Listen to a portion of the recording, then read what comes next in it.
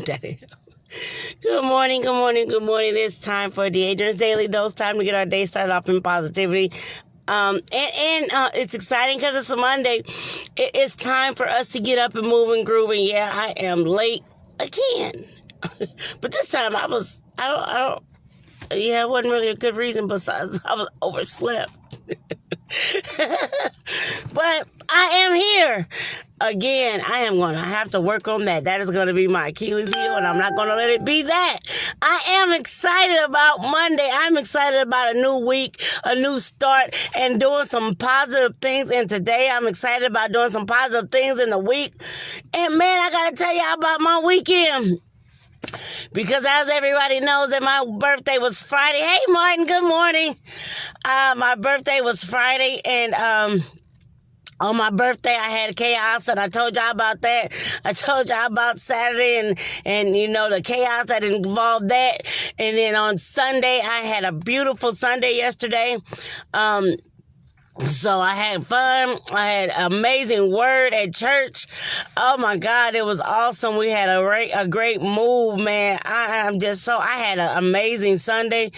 I'm just looking forward to what is about to happen, man. I just can't wait until the excitement really gets here and then the explosion happens. I'm ready for the turnaround. I'm ready for the blessing. I'm ready for the manifestation. I'm ready for things to happen the way that it should. Man, because one reason is I'm nosy. But I just really want to see what it is. I want to see what it is. It's not really necessarily the thing, because I know it's going to be great and exciting and life-changing. But dude, I just really want to see what it is. I just want to see what's going to happen. I just want to see what people I'm going to meet, what things are going to manifest, what money's going to be made, what income is going to grow. I want to see the people. I want to see who's going to be happy, who's going to be blessed, who's going to be in overflow, who's going to be in abundance. I want it to be me. I want it to be you. I want you to be able to be exactly as it's happening, excited, and oh my God, as I am. Why? Because you can. But I'm really just excited to see what it is that's going to happen. I'm excited to see the move. I really am. I mean, there's a lot of things that I get happy and excited about. But you know what, man? Now I know for a surety that I am a part of what God is doing. And I hope you feel that same way, because the move in this atmosphere in this season, it is so big. It's so big. And I know one of the things I'm going to have to do is I'm going to have to be on time, because I don't want to miss it, because I don't be on time. I got to put my alarm back on. That's what it is. I'm going to put my alarm back on my phone. Oh, yeah, because y'all remember I broke my other phone. So now I got to deal with the hassle of getting a whole nother phone and making sure that all of my contacts are there, all of my numbers and people and pictures and things that I had going on before. I have to make sure all of that is in there. And in the new phone, when I get one, I didn't want to buy one because I just bought the other one, and I don't really like spending a whole lot of money on phones. I'll really be honest, because I don't think it's necessary, because all I'm doing is calling and being on Facebook. So I don't think I should pay $500 just to be on Facebook. That ain't me. I'm never going to do that. I don't care when I do get a lot of money. I'm never going to do that, because to me, it's not that serious. As long as I can call people and they can call me, real talk, I'm good, because the phone ain't necessarily made just for me to be able to be on live. Yes, social media is very important. I get that, but I got a computer, and technically, if I really wanted to, I can go sit at my computer and do what I do. But I'm just saying, I'm just not paying a whole lot of money for a phone that's just gonna turn around and break, because that would have made me, whoa, that would have got me if I'd have paid a lot of money, Martin. Nope. I have not yet, because I woke up late. So I had to make sure I got myself together to be out here. I'll do it right when I get back in. But, man, I'm just telling you. Nope, I haven't done that either. I'm running late, Martin, so I didn't have a chance to do either one of those yet. So, but I will, because again, I'm starting on a new leaf. I'm 44 now, so my responsibilities are a little bit, they really not different, but because I'm on a journey to live my best life. I want to be here for my children. I want to be here, for you guys. I want to be here to inspire and to encourage and to make you laugh and to be able to do better. So I'm going to do some better things this year. I'm going to eat better. I'm going to walk and talk and exercise more and put me in my day. I'm going to put some of me in my day, which we all should be doing, but I'm going to put some of me in my day. And what does that mean? That means I'm going to take better care of me. Take the times, the minutes and moments and seconds that I'm supposed to be taking. Good morning, Vincent. Taking those minutes and moments and seconds to make sure I'm good. That's a priority this year. Because I didn't always make me a priority, but I have to now because I'm 44, man. I'm almost 45. And that means something, apparently, that I want to make it to 45. So I need to make sure that I take care of myself, get off of these medicines, and do what I'm supposed to be doing. Now, look, I was very impressed, and I don't really get impressed with myself very much. And I'll be honest, because I am my biggest critic. But I'm going to tell y'all something. Saturday, I had an outfit my aunt gave to me because I love her and she loves me. And she gave me this outfit, and I put this outfit on, Vincent. I honestly was impressed with the way that I looked because I battled my weight my entire life. I battled my weight my entire life, and it's difficult to be as small as I am, to be, short and fat. I don't really like that combination, so I've tried to, eliminate at least one of them. Like the short part, I really can't do nothing about, but the other part, not being in shape the way that I should be, that I can control. I just choose not to because I like to eat. Man, I'm gonna show y'all later what my aunt. I got another aunt, y'all. She don't be on here a whole lot, but sometimes she pops in. But if this woman did not bless my soul on yesterday, Vincent, this woman asked me the other day on my birthday. She said, "What you want to eat for a birthday dinner?" I haven't had meatloaf in a while because I don't make it because my family don't eat it. My children don't eat it. My husband didn't eat it either. So I don't really make it. And I like it. But they don't really eat it. So I stopped making it because it's a lot to make when it's only one person eating it. So I really don't make it. But so my aunt asked me. So I said, "Oh, I want some meatloaf." And she made, now one thing, she makes the best roast and meatloaf. I don't care what nobody say. She the one that got it. She's the real MVP. Now, that's my opinion. So then, and potatoes, she makes these potatoes from scratch. Oh, my God. Oh, anyway. So anyway, she asked me, so I told her I needed some meatloaf, macaroni and cheese. I'm sorry, her greens, fire. Say what you want. She the real MVP with them, too. But anyway, greens, macaroni, cornbread, sweet potatoes, and meatloaf. Martin, dude, if I could have had two of me just to eat more food, I would have. Because the food was so good. You know how the food be so good that you got to hum while you eat it? Oh my God, that food was so good. That food was so good, man. I'm a fat kid at heart. Real talk, I love to eat. I like to cook too, so it balances. But dude, I love to eat. Because food is just good. But I know that the things that I like to eat all the time, I know, right? I know, Vincent, I'm sorry. And it's early in the morning, man. Right now, I wish I had a plate right now. I would eat it for breakfast. It was so good. I really didn't want everybody. She was inviting other people, but I was like, man, you don't have to invite all these people to be eating up all our food. But that food was so good. I love her so much. Just enough for thinking about me. Oh my God, but the food, that food was so good. It was nourishing to my spirit. Regina, good morning, love. It was nourishing and was speaking to my soul. It was so good. And I fuss at my aunts all the time because they are amazing cooks. And I know people say, everybody say that about people in their family. But my aunts, real talk, could make some money in these streets. If they would have just, my own aunt moved away. She's in Memphis now. But, they can cook for real and make some good money for real. They have you in, man, you know how when you get your food and you eat real and you want to put on your fat pants, that's the kind of cooking that I'm dealing with around here. Man, grits. I ain't had grits in a minute. Man, but I'm telling you, that food was so good. I thank God for her. My Aunt Kaylin. I call her Aunt Katie. Nobody can, just me. But that is my girl. And she took care of me yesterday. That food was so good. I told her when I was eating, I was taking a to-go plate.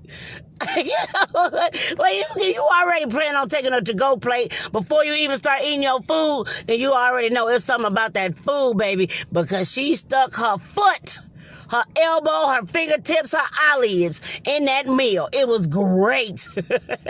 So I thank you, Aunt Katie, and that she thought enough of me to make that meal and made my soul happy, baby. But anyway, back to what we talking about. I done forgot. I done got sidetracked, Vincent. But anyway, when I think about the love that she put into that food and the love, and again, because when you love somebody, you just want to make sure that they're happy, they smiling or whatever. And it's not that you always have a whole lot of money to do things, but the thing that you do and that you do so well, do you not know how much of a blessing that is for somebody? She might not have thought about it.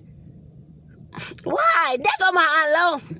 You already know that's my girl right there. But she cooked. She cooked too. She might be one of the reasons why I was gaining so much weight, because the way that they cook, man, you just have to eat it, and you have to eat more than one because you don't be having self-control. But anyway, so my Aunt Lo, she on here, and I said she tried to make me eat liver and onions. That's disgusting. But other than that, I don't think she's ever made anything that I don't eat. So I mean, they have fabulous, amazing cooking, culinary skills, man. That food was so good, Aunt Lo. I wish you could have been there. I would have, man. This time I would have sent you a plate FedEx, man. That food was so good. But I'm saying the love that she put into it, man, and I think that what makes it better, because she did it from her heart. And you know, you can just feel the love in some people's food. My aunts, when they cook, I can feel the love in their food, man. That food was so good, dude. But like I say, the talent that they have, and sometimes they might not even think about it being a talent. Sometimes they might not even think about it being, you know, something that is a blessing to blessing. But it is, man. I'm telling you, you know, if you don't think that you have a talent, but you sit around cooking all day, that's a talent. Because believe me, everybody ain't able. We was talking about something, and we had an experience at a place. We went to an actual restaurant, and the food that I just knew was gonna be the bomb, because you know, people of our made it. That was the nastiest food I ever tasted. And you know what it made me think about? Hey, Rana, that food made me think about the Sugar Hill Gang song. That food made me think about the Sugar Hill Gang food. I mean, that song, when they was talking about that nasty food and the chicken that tastes like wood. That was that food. 1 year on my birthday, we went out to eat before we went to a play, because we used to go to plays every year on my birthday, but they stopped having them. But we used to go to plays. Me and my aunt would go to plays and go out to eat and things like that. But listen, we went to this restaurant, and that food was so absolutely disgusting. Martin, that food was so nasty. I literally not only wanted my money back, I wanted everybody else's money back. I wanted people that was coming in there for tomorrow's money back. I wanted them to shut down, literally. I didn't really want them to be operating at all. And not only that, did I not want them to operate, I just really wanted to shut their whole mindset about cooking down, because the food was that disgusting. It was really nasty. How you mess up macaroni? I know everybody can't cook, but how you mess up macaroni, people? I don't understand that. So the macaroni was nasty, and I had rib tips, Martin. Them was nasty too. I couldn't even eat them, and I had all my teeth. And I don't even understand why it was the way that it was, because people supposed to be able to cook when you got restaurants. So, but they didn't have my aunts working there. They didn't have people that knew what they was doing, apparently, because it was disgusting. It was gross. It was really nasty. I was really, really, really, really, really, really mad. And I was hungry, because we didn't eat that stuff, so I had to go somewhere. We didn't even get to eat, because that food was nasty, and it took a long time, and they was going to make me late for the play. So I was hungry, and I had to go to the play on an empty stomach, because that was nasty and disrespectful. I felt really disrespected about the food that they put on my plate. And it reminded me of the Sugar Hill Gang song, and I would never, ever, ever eat there again, which I don't really have that problem, because, of course, they shut down. Yeah, Mr. God was not pleased with that praise. No, sir. No, sir. He said, that is not what I have anointed you to do. That's what he was letting them know. No, this is not the anointing for you. So I'm going to need you to step back and have several seats. Find out what God has told you, because that is not in your DNA. It should be in your DNA, because my people can cook, but I don't know what you was thinking about. Man, I got an uncle. This dude is all the way in New York City. I'm so mad he's all the way away in New York City, because he comes to town and I always miss him. He's amazing. But this dude comes all the way from New York. People show up at the house like gangbusters. People show up at my aunt's house because he's here. And every time he's here, this dude cooks so good. He makes so much stuff and he feeds everybody. That dude makes barbecue. He makes cakes. He makes pies. He makes everything. So I don't understand. It skips some people, apparently. But, dude, my Uncle Manuel, oh, my God, that dude can cook. I always miss out on him because I be knowing he here until he finna leave. But anyway, I'm just saying, some people just are not blessed with the gift of culinary skills. And if you are one of those people, have several seats. Get on YouTube or something. Borrow some food from somebody. I don't know what you got to do, but don't sit back and give people your nasty food. Don't nobody want that. That messes up people's day.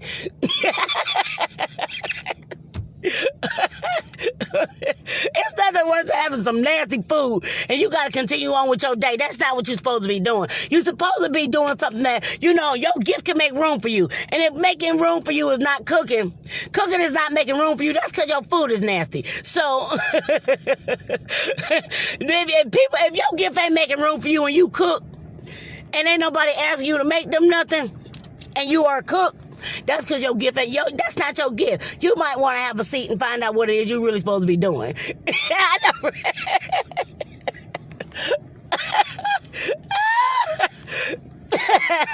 But it's still true. Whatever, Lord, you know it's true. It's just not the gift that God has given you. I'm just saying. So you might want to sit down and count up the costs. Find out if you should be an accountant or something. But don't sit back and make food for people and, ruin their day because you already know what you're doing. Because, people take time to sit down with you and they take time to spend their money with you. And they take time because you know what? Food and fun. That's what we do. We put both of those things together, don't we, Vincent? We put food together with fun. When you have food, most times you're having fun because you're sitting down and you're eating with people that you enjoy their company. And then you're sitting around and you're laughing and you're joking or whatever, and it's a good thing. And food just makes it better. But if you don't know what you're doing, you're going to turn that happy environment into something very bad because people don't like to eat nasty food. And so it's going to turn everything and everybody angry. Y'all can say what y'all want to. Y'all know it's true. Think about it. When your food is nasty or you doing something, you find something in your food while you're eating it, don't that change the atmosphere? It does. I don't care what you say, Lo. It does. It changes the atmosphere. And you mad because you done spent your money and your time. And now the food is nasty. Or you spent your money and your time and you find a hair in your food. Oh, my God. That makes me never want to come back to your restaurant ever again. I know things happen. Mistakes happen. Everybody don't wear hairnets. All that. But again, I have literally stopped going to places because I found something in my food. I was so mad. But last time it happened to me, see, this is why I do what I do. I usually take my food out like when you go get Chinese food, right? Whatever. When you go get it, this is what I do. I normally, because I don't order meat from there at all, I'll just get the noodles and stuff and the rice. But I do that and I go get my food and I put it in a separate bowl. And I, put my ingredients, sweet and sour and red pepper and whatnot, and I mix it up. This one last time that I didn't do that because I was doing something, I don't know, where I was probably busy. And I didn't mix my food like I normally in a certain bowl, in a bowl. Vincent, so I just ate it out the box. Vincent, and whilst I was eating this out of the box, it was good to me at the particular time. But Vincent, I got to the bottom of the box, Vincent. And when I got to the bottom of the box, Vincent, I found a hair in my food. I literally wanted to throw up. I've not been to that place to eat ever again because it's disgusting. And it makes me nauseous. And I can't do it anymore. So now they're off my favorite foods list because they messed up my food. But I'm saying, if you just say, listen, and that messed up my food, it messed up my day, it messed up the mindset. When people say, I want to go to, I'm like, don't go there, man. Oh, they got nasty food. And it's nasty to me because I had hair in my food. Everybody still like it. They still popular. But to me, it's a no-go. I'm good. I'm never going back there again. And you know what? Martin, that actually could help me because of most places that I mark off my list, I probably shouldn't be eating anyway. I'm telling you, Vincent, you better let them know. They got some people that I thought was anointed to do their thing because, but it was really just because it was close. So since it was just right there, I used to go there all the time. But but now, you got to be careful what you put into this temple. And, maybe that was a way for me to be able to eliminate certain places. Because I done eliminated like 7 places. Because if you mess up my food, I'm good. I can't go there no more. So, and here's the thing. I can cook. It's not like I can't. I just don't. I just don't feel like it sometimes. Now, when I mess up a meal, I honestly, I make up stuff. Sometimes if I don't have this and that, I kind of throw some stuff together. And my family always tells me because, they eat my food. Now the Lord ain't pleased. When I do that, and I make up food, and I'm like, oh, it doesn't have this, and this, and I'm like, oh, this ain't good, and they be mad at me, talking about, why you say the food ain't good? I'm like, because it's not. It's missing something. I don't know what it's missing, but it's missing something, and I can't pinpoint what it is. They were like, no, and they eat it like, they just been at the 5-star restaurant. And so, again, all the gifts that I have, I still believe I don't like cooking a whole big meal. I don't know, because people are finicky in the way that they eat. It ain't always, I don't know, but I love the way I cook. I love the way I eat, and I love the way I cook. And my kids are not small, so I must be doing something right. So, but I'm just saying, as far as me actually opening up a restaurant, I wouldn't want to open up a restaurant for myself because personally, I know my aunts can cook better than me. And I know they can go out and make that happen. So let that anointing resonate with those who are anointed to do so. That's what I'm saying. Get out of the way if you're not anointed to do certain things. And this is what we're going to bring home this point. It's that if you're not anointed to do certain things, man, have several seats. Find out what it is God said about you. And then you do that. Because cooking might not be it. But maybe writing is it. Maybe cooking might not be it. But you can sing them under the benches. Maybe you can sing them under the benches. Then you stick to singing, baby. And you let somebody else make the food. And if that is what it is that the God has anointed you to do, you make the best of the anointing that He's put on the inside of you. Because guess what? Your gift can make room for you, but not if you stepping on in somebody else's gift. Your gift can't make room because remember, it's your gift. And that is not the gift God has given you. So if that's not the gift that God has given you, you're not going to flourish. We're going to make some sense this morning, y'all. I know I was silly because I'm tired, but I know I'm silly today, but I'm real talk now. Listen, if God did not put you into that position to be able to make substance, make a lifestyle, make a living off of what it is that you do, the best thing that you can do for yourself is to live out loud in the gift that He's given you. Look, I realize now that my gift is talking. I talk a lot. I always have. And besides those years I shut up because I was hurt and stubborn and in my feelings and whatnot. Besides those years, I've always been a speaker. I've always been a speaker. I've always stood up. Like before I really knew what I wanted to do, I wanted to be a lawyer. Even when I was younger, I wanted to be a lawyer, probably up until I was in high school. And then I started seeing the justice system, and I started seeing the things that were happening and the crazy that I saw.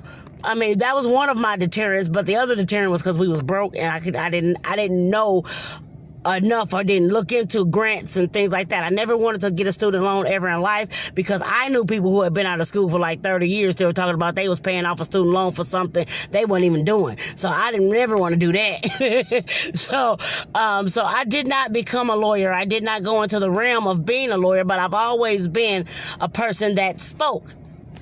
And of course, then maybe that's the preacher in me too. So, being a person that spoke was, man. Okay, y'all, I'm having an issue with my lip. Anyway, let me hurry up because I know I gotta go. Listen, so I wanted to be a lawyer, and I wanted to be able to let that be why, because of course, not I like to argue, but I do like to debate facts. I do like to be able to shut people down when they're wrong, and so that's one of the things that involved that made me want to be a lawyer. I used to watch all those lawyer shows mainly because I just like to close an argument. I like to see the whole process. I like to watch it. I like the people asking questions and really getting the truth out of people just because they understand and they know they got to tell the truth. I just like all of that. So that's what I thought that I was going to do with my life, that I was going to be a lawyer. And me being a lawyer, I would have, gone off to college for 11 million years and came back all bossed up and whatnot, and then not been satisfied with the justice system. I think I still probably would have quit because of the injustice in the justice system. The judges are crooked. The lawyers are crooked. The system is crooked. It's biased and all of that stuff. And I know everybody say, well, you could have changed it. You could have changed. Yeah, and I know that I have power and authority and all that in my mouth and whatnot, but I'm just saying, the way that it's set up, these people are really out here to just really hurt people, and they're out here really just to get money in their pocket and not necessarily justice. They just want to see people in places. Not that they have done anything, but they just want to have seat fillers before the crimes that weren't solved. And then they got people that's just going to jail just to go to jail. And they got people going to jail just because the officers don't want to do their job. They got people going to jail all because they don't get the DNA in time. They got people going to jail for stupid stuff. And then the people who really need to be in jail still walking around on the streets. So yeah, my heart got a little I was not content anymore with wanting to do that because I could not see being hired to put somebody behind bars that I more than likely know didn't do it. I didn't want to be a public defender because I would have wanted to be a public defender to defend the people who really didn't do nothing, and all of that. But, anyway, y'all, that's a rant. But like I said, that's what I thought my anointing was. That's what I thought I was going to be able to do. But it just turned around that I wasn't able to do it. I didn't have the money to go to college. My family didn't have no money for me to go to college. I didn't have no rich uncle nowhere. I ain't had no rich granddaddy nowhere that left me nothing. So I didn't have the money, Martin, to go out and pursue that dream. I didn't pursue grants and stuff like that because, again, I didn't think I could. I had other responsibilities that I was taking care of at the time, and my brothers were more of my responsibility than they probably should have been. But, I almost didn't even graduate high school. I know it's a whole lot. I'm very smart and everything. But I'm saying, because of the situation that I was in, missing school, just to take care of my brothers and things like that, the stuff that I had to do. So I started thinking that was what I was going to do in my life, and it wasn't. Had I not been able to be turned away from that idea in order for when God told me to be a preacher, when I got called to preach, man, I didn't know what to do with that. I was young. I was really, really young when I was called to preach. I was called to preach at 13, but I didn't tell nobody. I didn't tell nobody until I was 16 years old because, again, it was still young. But 13, I was like, ain't nobody finna listen to me at no 13 years old. I don't care what you say. I was in a Baptist church and everything. And they wasn't trying to listen to us when we were older. They didn't try to listen to us. We had one young preacher, and that's all they needed. So I talked myself out of being able to do what God told me to do at 13. Do you know how further advanced I could have been had I been obedient then? But you never know. So when my anointing actually hit for me to know what it was God called me to do, when I knew for a surety, this is what God said about me and what he told me to do. At 16 years old, I had to say something because I couldn't sleep. I was tossing and turning at night. I couldn't sleep. All I thought about was giving the word of God. All I thought about was pleasing God. All I thought about was being able to say yes. That's all I thought about. So it got me to a point that it was in my spirit and in my soul. And the fire was so, inside of me. I had to speak it. I had to go tell my mama. When I finally told her, we went to our pastor at the time and we told him. Now, mind you, at the time, there was a lot going on. I didn't speak my first sermon until probably... No, I was 16 when I did speak out my first sermon. I was still 16, but I was in another church. And the pastor of that church gave me the opportunity to speak. It was long. Because why? I held up all that word on the inside of me for 3 years, 3 or 4, almost 3 years. I held what God had given me for 3 years. So my very first sermon was very long. I think it was like an hour or two, an hour and a half or something like that. It was long because I had a lot in me.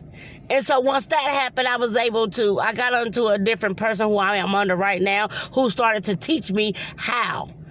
The time constraints, the things that you say and what you don't say, how you start and how you end, all that stuff. I learned that. It's something that I had to be taught.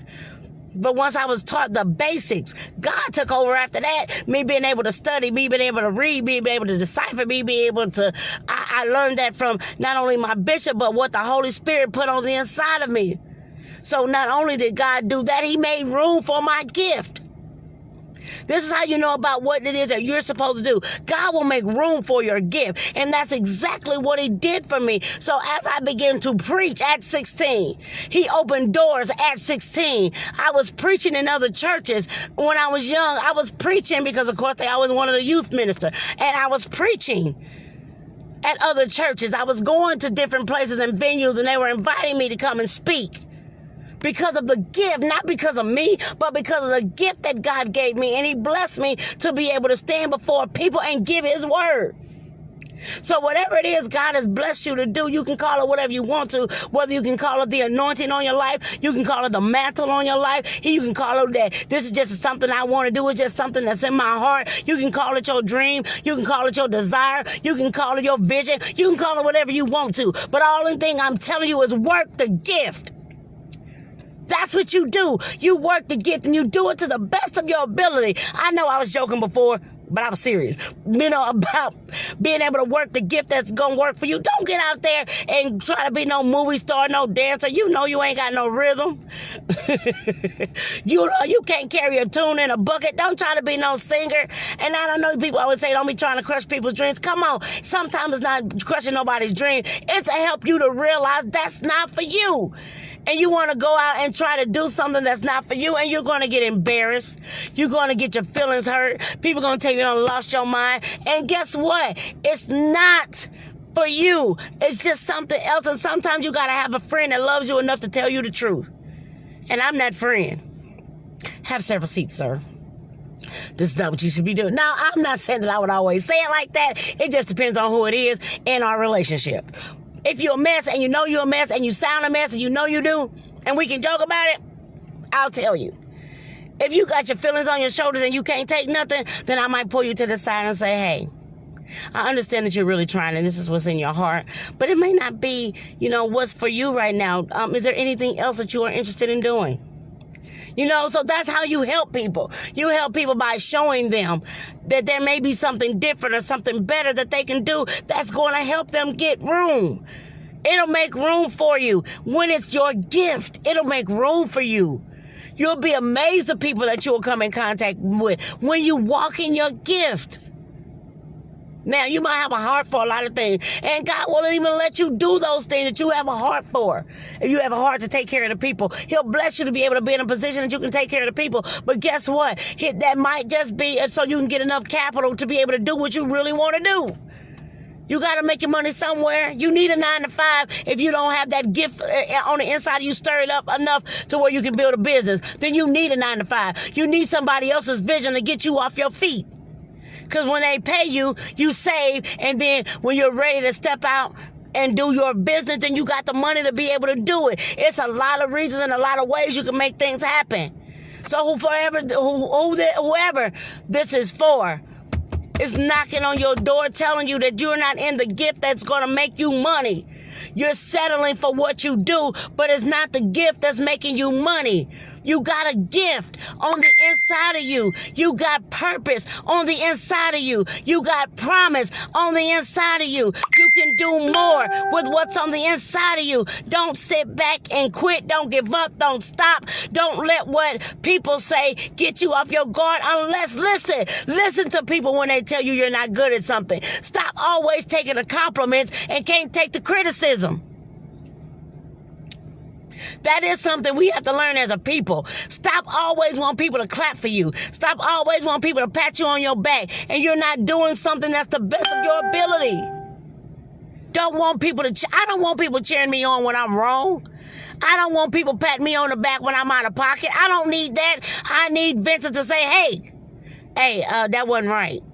I need Martin to say, hey, man, the way you said that, you could have said it better. I need my aunt to say, listen, let's sit down for a minute because we got to figure out another way because this ain't it.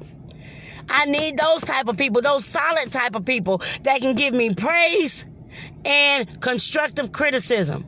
Remember, constructive criticism. Don't be sitting around crushing people's dreams because that's just mean. Now, I'm not trying to get out there to be mean. I'm trying to help you. But I'm not coming to you just yelling and screaming at you that you stupid and you don't know nothing and this is not what's for you and you sound a mess. And no, that's not how you help nobody.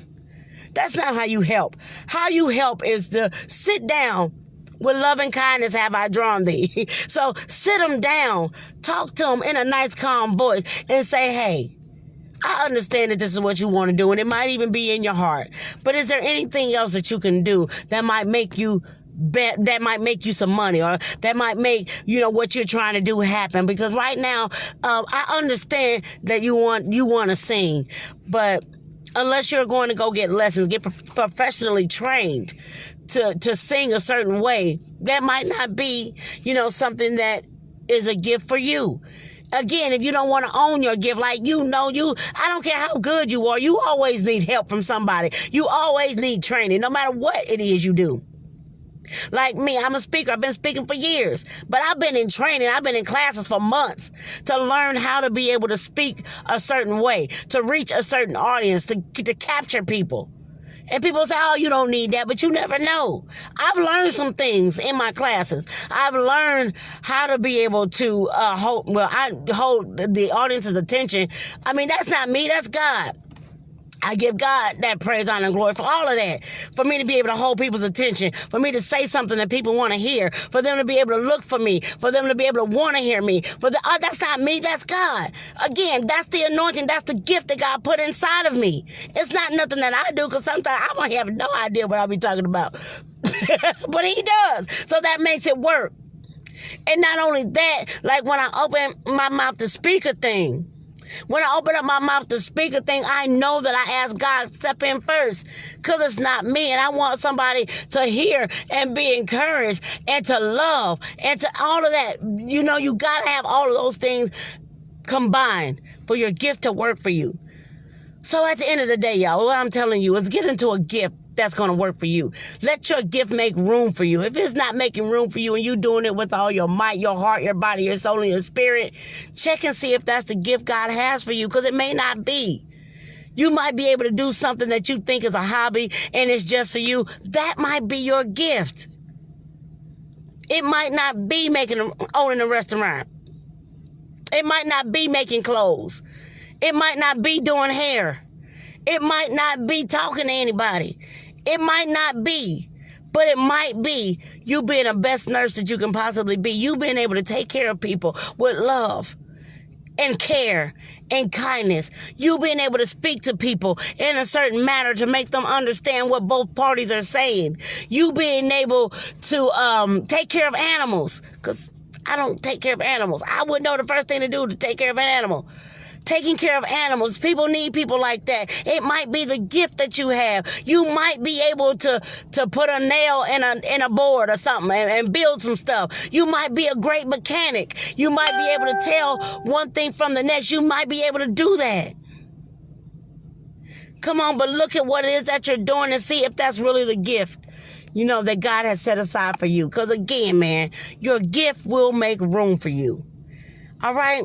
So I got to go, y'all. I know Alex got to go to school and everything, and I got to get on my grind today because there's some stuff that's going down, man. Got to get on this and make some stuff happen. I know you do, too. So let's get out there and do it. Let's manifest greatness. Let's do better. Let's step into our gift and work the gift, man, and let the gift open up doors that no man can close. Let God be able to do that for you in this season, because I'm telling y'all, it's about to go down. So listen, like this, share this, comment, let somebody else be encouraged. Remember that we are going live again on Wednesday at 10:30 Central Standard Time. We probably gonna do a little bit more prayer requests and things like that and tell you about your finances as well. But we're gonna do that too on Wednesday back Jubilee 690, 10:30 Central Standard Time. If you want to donate or to support the radio broadcast, the Cash App is $DeAdrian, DADRIANS Radio, RADIO, Live, LIVE.